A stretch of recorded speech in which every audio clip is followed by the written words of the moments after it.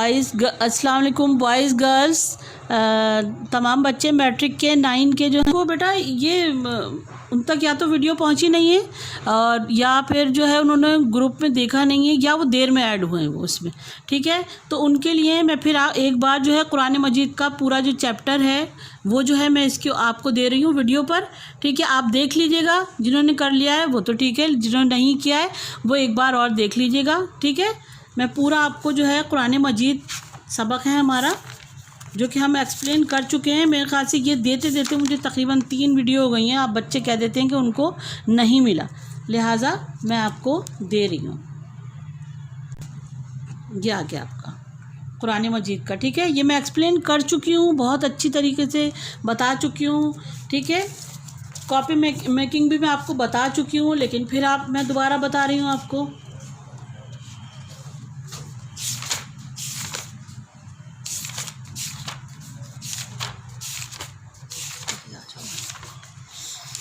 اب میں آپ کو یہ والے سوال دوبارہ سے میں ایکسپلین نہیں کروں گی، بلکہ میں آپ کو دے رہی ہوں بس اب آپ دیکھ لیجئے گا، اس سے ذرا آپ وہ کر لیجئے گا، میچ کر لیجئے گا کہ آپ کے پاس یہ کام موجود ہے یا نہیں۔ یہ لانگ کویشچن آنسر ہیں جو یہ ہیں۔ قرآن مجید کا مختصر تعارف بیان کریں۔ اس کے اندر ہے لفظ قرآن کا مفہوم، تعارف قرآن، نزول قرآن کا آغاز۔ نزول کہتے ہیں کسی چیز کا اترنا اللہ تعالیٰ کی طرف سے، آسمان سے، اس طرح، ٹھیک ہے۔ قرآن مجید ایک مکمل ضابطہ حیات، ضابطہ کہتے ہیں زندگی گزارنے کا طریقہ، ضابطہ حیات، حکمت و معرفت والی کتاب، ہدایت دینے اور دلوں کو متاثر کرنے والی کتاب، جو کہ حضرت عمر کا قصہ ہے کہ ان کی بہن پڑھ رہی تھی تو حضرت عمر رضی اللہ تعالیٰ عنہ پہنچ گئے تو ان کے دل پہ ایسا اثر ہوا کہ انہوں نے اسی وقت اسلام قبول کر لیا۔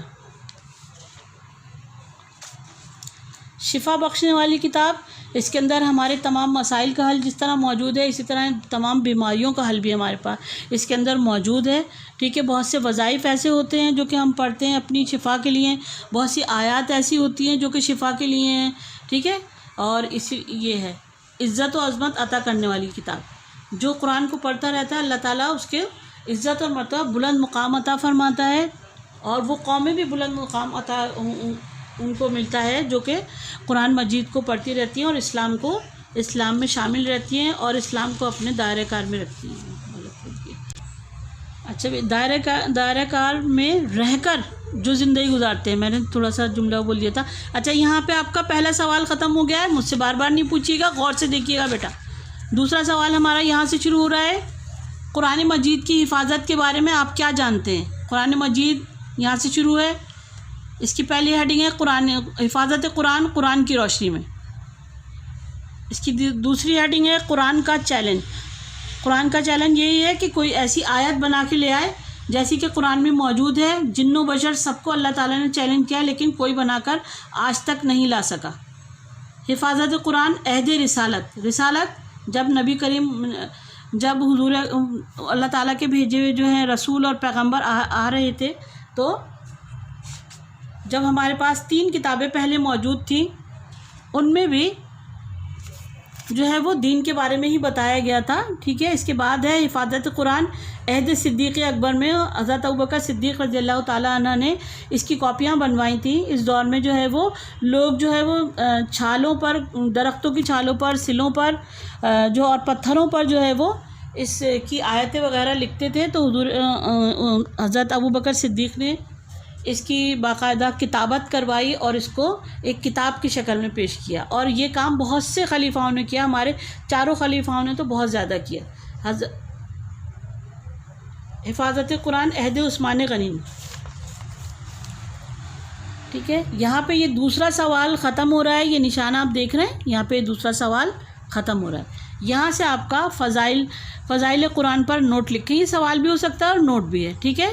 یہاں سے شروع ہے، دیکھ لیں آپ، قرآن کی فضیلت قرآن کی روشنی میں۔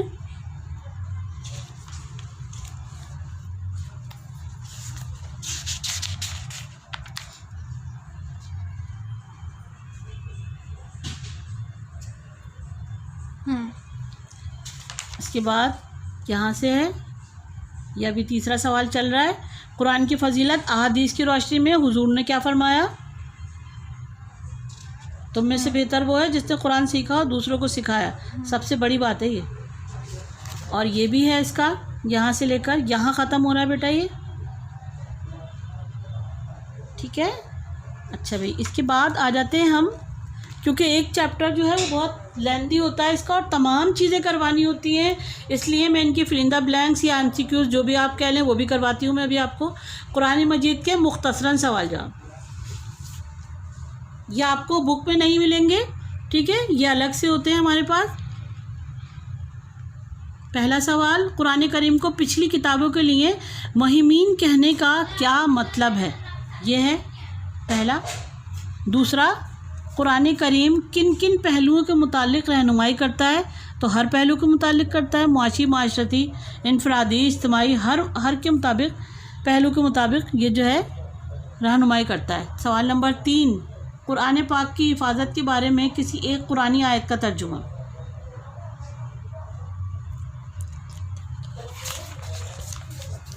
سوال نمبر 4، دور نبوی میں قرآنی آیات کی نزولیت کے بعد کیا اقدامات کیے جاتے تھے؟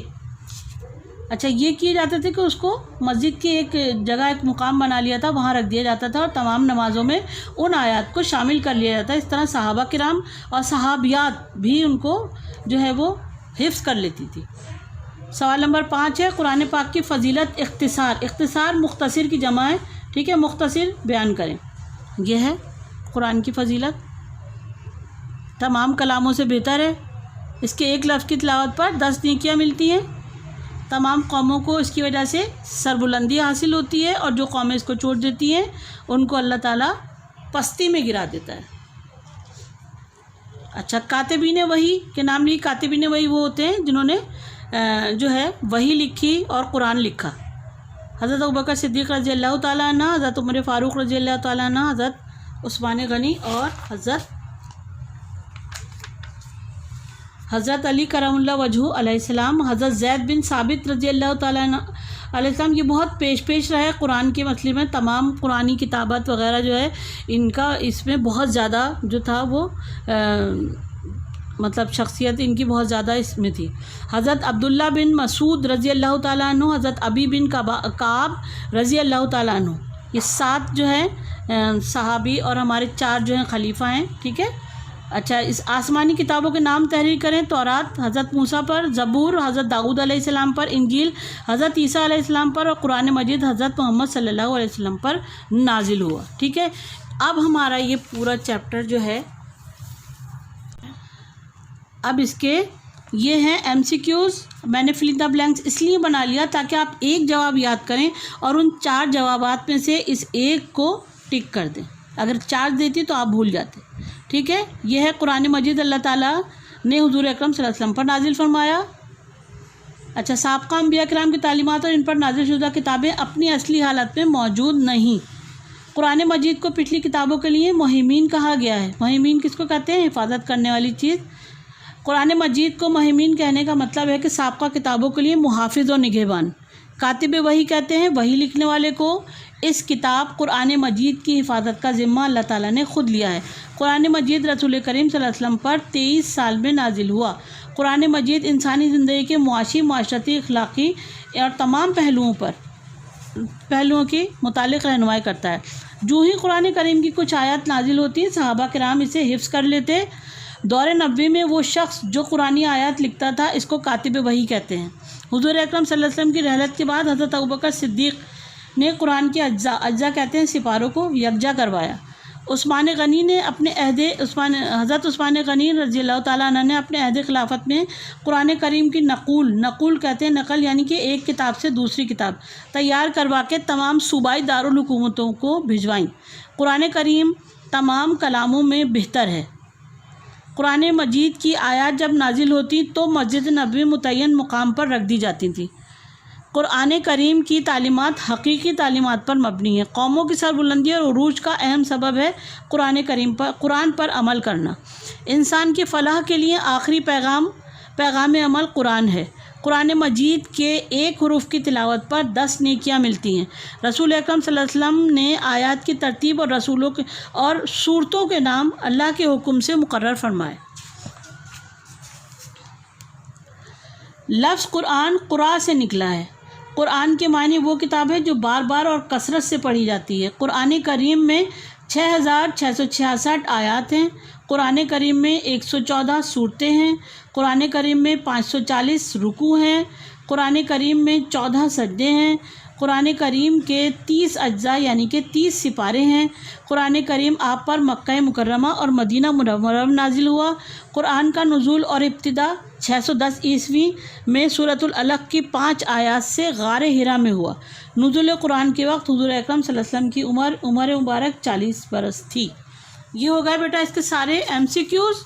یہاں پر میں اس کو ختم کر رہی ہوں اس والے کچھ چیپٹر کو۔ اب مجھ سے دوبارہ مت کہیے گا کہ آپ کو جو ہے کوئی مٹیریل نہیں ملا یا سوالوں کے جواب نہیں ملے، میں نے سب چیزیں آپ کو دے دی ہیں، ٹھیک ہے؟ اچھا، آج ہم اس کا نیا قرآن مجید میں نے مکمل کر دیا، ٹھیک ہے؟ وہ آپ کے پاس تمام کام پہنچ چکا ہے۔ اچھا، اس کا دوسرا سبق ہے اللہ تعالیٰ اور اس کے رسول صلی اللہ علیہ وسلم کی محبت اور اطاعت۔ انسان جب اپنے وجود اور کائنات کے ان گنت مظاہر پر غور کرتا ہے تو اسے یہ دریافت کرنے میں کوئی دقت محسوس نہیں ہوتی کہ کوئی قدرت رکھنے، پرورش کرنے اور حکمت و دانائی والی ذات ضرور موجود ہے جو ان تمام پر حکمران ہے اور انہیں قوت عطا کر رہی ہے اور بڑھنے کی صلاحیت بخش رہی ہے، اور یہ کہ وہ قدیر ہے، خالق ہے، رب ہے، حکیم بھی ہے، اس قدر وسیع کائنات کو حکمت سے چلا رہا ہے۔ انسان سوچتا ہے کہ جب ایک کرسی اور ایک میز اور ایک مٹی کا پیالہ بھی بغیر کسی بنانے والے کے تیار نہیں ہوتا، تو یہ زمین، یہ آسمان، یہ چاند، یہ سورج، یہ انسان اور اس کے وجود میں بے شمار قوتیں بھی جو کسی خالق قدرت کی رحمت اور حکمت سے پیدا ہوں گی، یہ قدرت اور حکمت اس کے وجود کے لیے دلیل بھی ہے، اور اس کو تسلیم کرنے سے حیات انسانی اور وجود کائنات کا درست ادراک بھی حاصل ہوتا ہے۔ یہ اللہ تعالیٰ کی ذات ہی ہے جس کی تخلیق کے جلوے ہر جگہ نمایاں ہیں۔ انسان کی عظمت اسی میں ہے کہ وہ اپنے خالق کو تسلیم کرے، اس کی محبت میں سرشار رہے اور اس کے احکام پر عمل کرے۔ قرآن مجید میں اسی جانب اشارہ کرتے ہوئے ارشاد فرمایا ہے، اے لوگو اپنے اس رب کی عبادت کرو جس نے تم کو پیدا کیا ہے۔ یہاں تک میں آپ کو بتا دوں کہ سب سے اللہ تعالیٰ کی قدرت کا، رحمت کا، حکمت کا، ہر چیز کا سب سے بڑا شاہکار ایک انسان موجود ہے۔ ذہن ہمارا سوچ رہا ہوتا ہے اور ہاتھ ہمارا چل رہا ہوتا ہے، ٹھیک ہے؟ دل ہمارا دھڑک رہا ہوتا ہے، اور یہی دل اگر دھڑکنا چھوڑ دے تو اب دنیا سے ہم چلے جاتے ہیں اور فنا ہو جاتے ہیں۔ یعنی کہ ہر چیز جو ہے وہ اللہ تعالیٰ کے حکم سے چلتی ہے، اللہ تعالیٰ کے حکم سے ہی ہوتی ہے۔ اس نے ہمیں زندگی بخشی ہے، وہی ہمیں موت دینے والا ہے۔ ہر ایک چیز کا بنانے والا جو ہے وہ اللہ تعالیٰ ہی۔ اونچے اونچے پہاڑ، درخت، اور درختوں میں مختلف قسم کے پھل، پھولوں میں مختلف قسم کی خوشبو، ان کے رنگ اور ان کی خوبصورتی، یہ کوئی عام انسان کی بات ہے ہی نہیں، یہ ہمارے عقل میں آ ہی نہیں سکتی۔ ظاہر ہے کہ یہ ایک بہت ہی قدرت رکھنے والے جو ہے وہ خالق حقیقی کی وہ ہے حکمت اور دانائی ہے، جو کہ اس نے یہ دنیا بنائی ہے اور بہت ہی حکمت سے واقع بنائی ہے کہ تمام لوگوں کو اپنے وقت پر رزق پہنچاتا ہے۔ ہمارے لیے ایسا اس نے نظام قائم کیا کہ ہمیں سانس لینے میں مشکل نہیں ہوتی، ہمارے لیے بارش برساتا ہے اپنے وقت مقررہ پر، جو ہے وہ سورج غروب ہوتا ہے، طلوع ہوتا ہے، چاند آ جاتا ہے، روشنی ہوتی ہے رات میں۔ مطلب یہ تمام باتیں ایک انسان کے لیے، انسان کے سوچنے کے لیے کافی ہے کہ ان تمام چیزوں کو بنانے والا کون ہے۔ ظاہر ہے کہ ان کو بنانے والا اللہ تعالیٰ کی ذات ہی ہے۔ اے لوگو، اچھا، عبادت اور بندگی کا تقاضا ہے کہ پیدا اس نے کیا ہے تو حکم بھی اسی کا مانو۔ ظاہر ہے کہ جب اللہ تعالیٰ نے پیدا کیا ہے تو اللہ تعالیٰ نے ہمیں جو حکم دیا ہے، جس طرح زندگی گزارنے کا طریقہ بتایا ہے، ہمیں اس کے مطابق ہی زندگی کو گزارنا چاہیے۔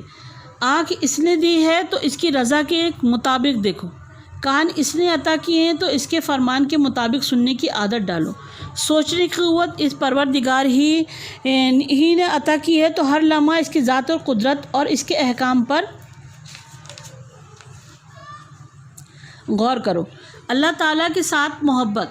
اللہ تعالیٰ کے ساتھ محبت ہم کیوں کرتے ہیں؟ یہ آپ بھی سوچ سکتے ہیں کہ اگر کوئی ہمارے اوپر احسان کرتا ہے تو ہم اس شخص کو بہت دن تک یاد رکھتے ہیں، جبکہ اللہ تعالیٰ کے احسانات، اللہ تعالیٰ کی نعمتیں، اللہ تعالیٰ کی دی ہوئی چیزیں ان گنت ہیں، جو ہماری پیدائش سے لے کر اور موت تک ہمارے ساتھ رہتی ہیں، حتیٰ کہ وہ موت بھی کسی کے لیے جو ہوتی ہے وہ نعمت ہی ہوتی ہے۔ سوچ کا یہ درست زاویہ محبت الہی کی دعوت دیتا ہے کہ کسی ایک معمولی سے حسن سلوک ساری عمر کے احسان مندی کا باعث بنتا ہے، اور تو جو زندگی بخشتا ہے اس کے لیے ساری عمر محبت کے جذبے پروان کیوں نہ چڑھیں۔ اسی لیے فرمایا کہ ترجمہ، یہ لوگ ایمان لے آئے اور اللہ تعالیٰ سے بہت محبت کرنے والے ہیں۔ ایمان کی تکمیل محبت کے بغیر ممکن نہیں، کیونکہ جس عمل میں محبت کی کار فرمائی نہ ہو وہ کھوکھلا اور بے تحقیق ہو جاتا ہے۔ اسی طرح اگر نماز کے بارے میں کہیں کہ ہم اگر بہت بے دلی سے نماز پڑھتے ہیں، ٹھیک ہے، اور تو ظاہر ہے کہ وہ الٹی ہمارے منہ پر ہی پڑ جاتی ہے، اور اگر ہم دل سے اور اپنے سچے عمل سے اور بہت دل لگا کر اللہ تعالیٰ کے سامنے نماز پڑھیں گے، وہ ہماری نماز انشاءاللہ تعالیٰ قبول ہوگی۔ اگر ہم اپنی اولاد کے ساتھ صرف دنیاوی محبت کریں گے یا اس کی پرورش اچھی نہیں کریں گے تو اس کے ایک تو یہ کہ ہمیں اللہ تعالیٰ کے آگے جواب دینا ہوتا ہے، دوسرے اس اولاد کے دل میں وہ محبت ہی پیدا نہیں ہوگی، کیونکہ محبت ایسا جذبہ ہے جو محبت کو بہت جلدی پہچان لیتا ہے۔ تو لہٰذا ہم جب اپنی اولاد سے سچی محبت کریں گے تو وہ بھی ہمیں سچی محبت ہی کرے گا ہمارے ساتھ۔ تو اسی طرح ہمیں اللہ تعالیٰ سے بھی سچی محبت کرنی چاہیے، دکھاوے کے لیے ہمیں کچھ بھی نہیں کرنا چاہیے۔ کہا جاتا ہے کہ محبت کرنے والا جس سے محبت کرتا ہے اس کا فرما بردار ہوتا ہے۔ ایمان کا تقاضا ہے کہ اللہ سے محبت کی جائے، اللہ تعالیٰ سے محبت کا تقاضا ہے کہ اس کے احکام کو دل سے تسلیم کیا جائے اور پوری دل جمعی سے ان پر عمل کیا جائے۔ اللہ تعالیٰ کی رحمت ہے کہ اس نے ہر دور میں انسان کی رہنمائی کے لیے انبیاء کرام علیہ السلام مبعوث فرمائے، اور ان پاک لوگوں کو اپنے احکام کتابوں یا صحیفوں کہتے ہیں، یہ بھی حدیث کی طرح جو ہوتے ہیں صفحے ہوتے ہیں، جو کہ یہ بھی نازل ہوئے تھے، حضور اکرم صلی اللہ علیہ وسلم کے پاس آتے تھے، شکل میں عطا فرمائے۔ ہمارے نبی حضرت محمد صلی اللہ علیہ وسلم اس سلسلہ ہدایت کے آخری پیغامبر ہیں، اور قرآن مجید کو آپ صلی اللہ علیہ وسلم پر ہی دائمی ہدایت کی نازل کیا گیا، جو کہ دائمی ہدایت کی کتاب ہے، انسان کی فلاح کے لیے آخری پیغام عمل ہے، جس پر عمل پیرا ہو کر دنیا میں کامیابی اور آخرت کی نجات حاصل کی جا سکتی ہے۔ اللہ تعالیٰ ہم سے، کیونکہ اللہ تعالیٰ نے دنیا میں انسان کو اشرف المخلوقات بنایا ہے، ٹھیک ہے، سب پر حاوی ہے انسان، تو اللہ تعالیٰ نے اس بندے سے اتنی محبت کرتا ہے کہ جیسے ایک ماں کتنی محبت کرتی ہے، کتنا خیال رکھتی ہے اپنی اولاد کا، تو 70 ماؤں کا پیار جو ہوتا ہے وہ اللہ تعالیٰ کرتا ہے، اور وہ کتنی محبت اور کتنی ہماری حفاظت کرتا ہوگا۔ اسی لیے اس حفاظت کے لیے اس نے رسول بھیجے، پیغمبر بھیجے، کتابیں بھیجی، تاکہ ہم سیدھے راستے پر چلیں اور اللہ تعالیٰ کے حکم کی تکمیل کریں۔ رسول اللہ صلی اللہ علیہ وسلم کے ساتھ محبت، اچھا، رسول اکرم صلی اللہ علیہ وسلم کے ساتھ محبت ہم کیوں کریں؟ کیونکہ اللہ تعالیٰ رسول اکرم صلی اللہ علیہ وسلم سے بے حد محبت کرتا تھا، اللہ تعالیٰ جس سے محبت کرے گا ہم اس سے بہت زیادہ محبت ہم پر جو ہے وہ لاگو ہو جاتی ہے، کہ ہم اس سے بہت زیادہ محبت کریں اور اس کے احکام کو بھی مانیں، کیونکہ جو اللہ ہے وہ رسول اکرم صلی اللہ علیہ وسلم ہے۔ رسول اکرم صلی اللہ علیہ وسلم کی محبت بھی ایمان کا تقاضا ہے۔ قرآن مجید نے اس محبت کا ذکر میں ارشاد فرمایا، ترجمہ، نبی اکرم صلی اللہ علیہ وسلم مومنوں کے لیے ان کی اپنی جانوں سے بھی زیادہ محبوب ہیں۔ مومنوں کی جان اور رسول اللہ صلی اللہ علیہ وسلم کی محبت اور اطاعت میں سے انتخاب کرنا پڑے تو مومنوں کو جان دے کر بھی محبت کا رشتہ برقرار رکھنا ہے۔ پھر ارشاد ہوا، اللہ تعالیٰ اور اس کے رسول صلی اللہ علیہ وسلم کے آگے نہ بڑھو اور اللہ تعالیٰ سے ڈرتے رہو، یعنی کہ جہاں تک اس نے حکم دیا ہے اگر ہم اس سے آگے بڑھ جائیں گے تو یہ حق تلفی ہو جائے گی۔ جہاں تک اس نے حکم دیا ہے ہمیں وہیں تک وہی کچھ کرنا ہے، اس سے آگے ہمیں نہیں بڑھنا ہے۔ اگر ہم اس سے آگے بڑھیں گے تو شرک ہو جاتا ہے۔ گفتگو میں سلیقہ، عمل میں مطابقت اور رویوں کی اطاعت پیدا ہوگی تو تقوی کا حق ادا ہوگا۔ اس لیے ضروری ہے کہ اللہ تعالیٰ کے احکام اور رسول اکرم صلی اللہ علیہ وسلم کے ارشادات جاننے کی کوشش کی جائے۔ نبی اکرم صلی اللہ علیہ وسلم کا ارشاد ہے، تم میں سے کوئی ایمان والا اس وقت تک نہیں ہو سکتا جب تک کہ میں اسے اپنے آبا اور اولاد اور تمام لوگوں سے زیادہ محبوب نہ بن جاؤں، یعنی کہ اپنی اولاد سے بھی زیادہ، اپنے مال سے بھی زیادہ اور اپنے والدین سے بھی زیادہ ہمیں حضور اکرم صلی اللہ علیہ وسلم سے محبت کرنی پڑے گی، کیونکہ ہم مسلمان ہیں۔ ترجمہ: تم میں سے کوئی اس وقت تک ایمان والا نہیں ہو سکتا جب تک اس کی خواہشات ان احکام کے تابع نہ ہو جائے جو میں لاؤں، یعنی کہ جو سنت حضور اکرم صلی اللہ علیہ وسلم نے ہمیں سکھائی ہے، جو اسوہ حسنہ ہے ان کا، ہمیں اس پر ہی چلنا ہے، اور تمام اپنی خواہشات جو کہ فضول ہوتی ہیں ان کو ہمیں رد کرنا ہے، اور انہی خواہشات کو ترجیح دینی ہے جو کہ حضور اکرم صلی اللہ علیہ وسلم نے فرمایا ہے۔ اس سے معلوم ہوا کہ محبت کا تقاضا ہے کہ اللہ اور اس کے رسول سے محبت میں کوئی اور شریک نہ ہو۔ رسول اللہ صلی اللہ علیہ وسلم کی محبت تمام رشتوں، تمام تعلقات سے بڑھ کر ہو۔ رسول اللہ صلی اللہ علیہ وسلم سے محبت کا لازمی نتیجہ یہ ہے کہ آپ کے ارشادات کو تمام ذاتی پسند ناپسند پر ترجیح حاصل ہو۔ اسی کے بارے میں قرآن مجید میں اللہ تعالیٰ نے فرمایا۔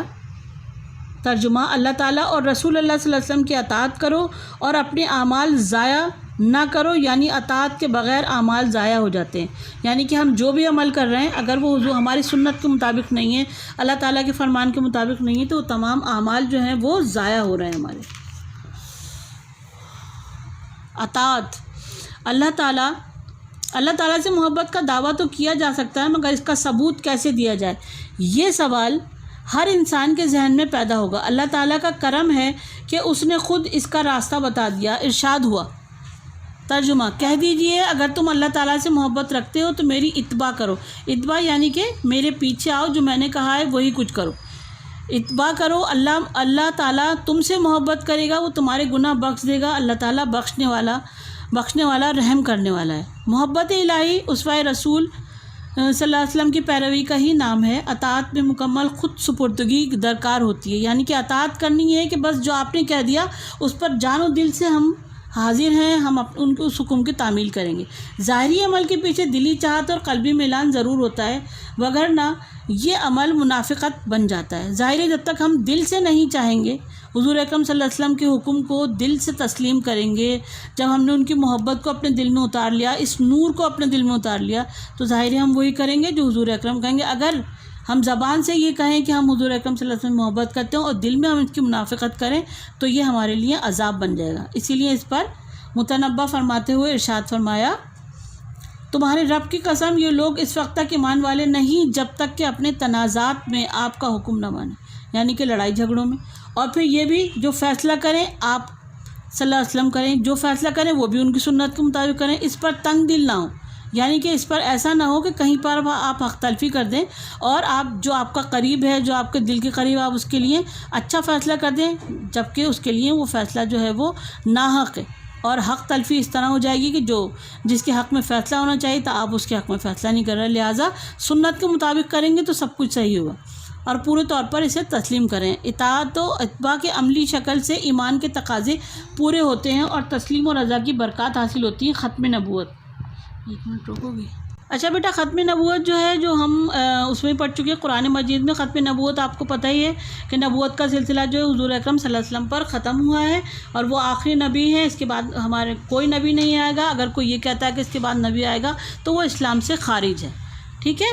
یہ میں نے آپ کو پورا بتا دیا۔ اس کے سوالات: اللہ تعالیٰ سے محبت سے کیا مراد ہے؟ رسول اللہ صلی اللہ علیہ وسلم کی اطاعت کیوں ضروری ہے؟ قرآن کریم کی کسی آیت کے حل سے ختم نبوت کا مفہوم واضح کریں۔ یہ میں آپ کو سوالات جو ہے وہ میں دے رہی ہوں آپ کو، ٹھیک ہے؟ ہاں، سب سے پہلے آپ یہ بنائیں گے، ٹھیک ہے؟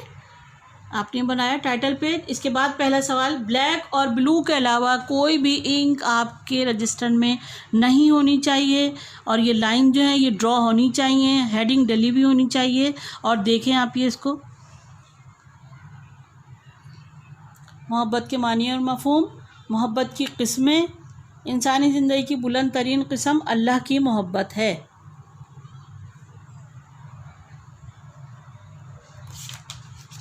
اب یہ سوال ہے: محسن سے محبت انسان کی فطرت ہے، جو ہم پر احسان کرتا ہے، ظاہر ہے ہم اس سے بہت محبت کرتے ہیں، اس کا کہنا ہی مانتے ہیں۔ اللہ کے لیے دوسروں کی محبت کی قربانی ایمانی تقاضا ہے۔ اللہ کی محبت قرآن کی روشنی میں، اللہ کی محبت حدیث کی روشنی میں۔ 1 منٹ۔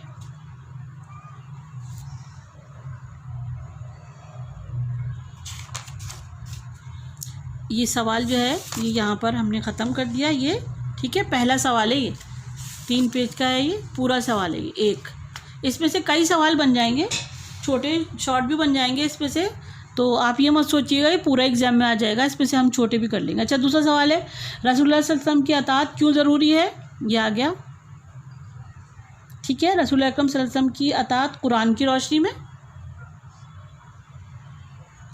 ترجمہ بالکل اسی الفاظ میں یاد کریں گے، کوئی اس میں رد و بدل نہیں کرنا ہے،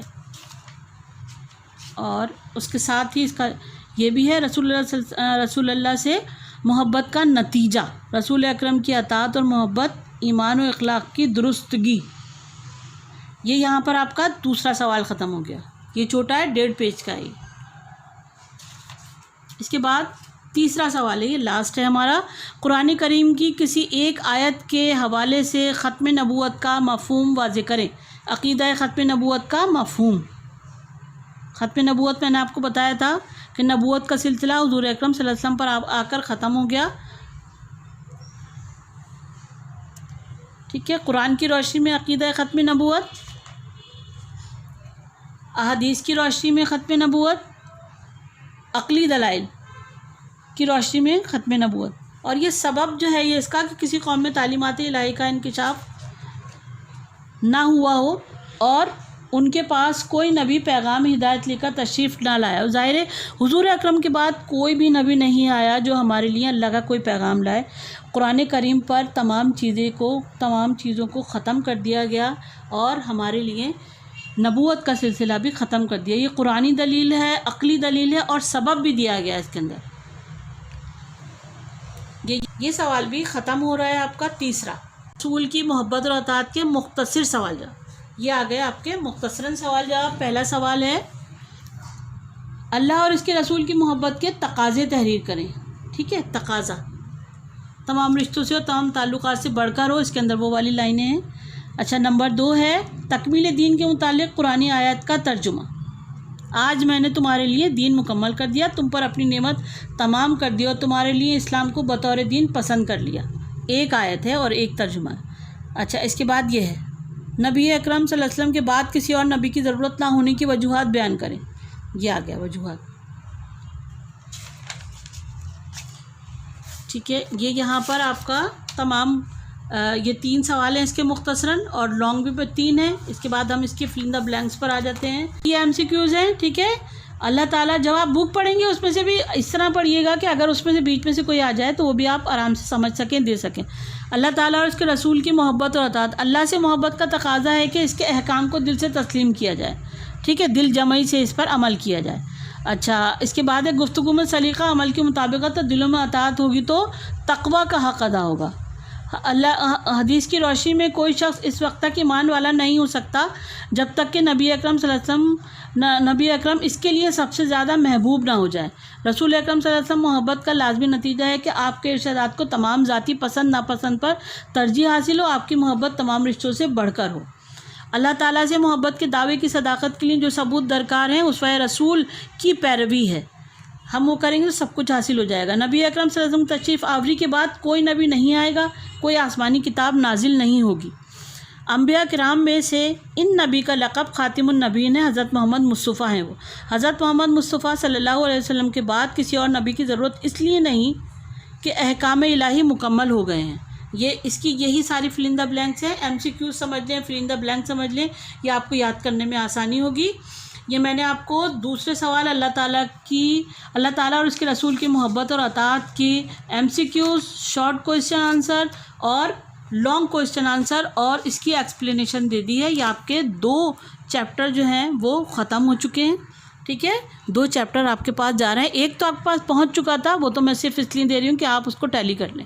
اچھا بیٹا، اللہ حافظ۔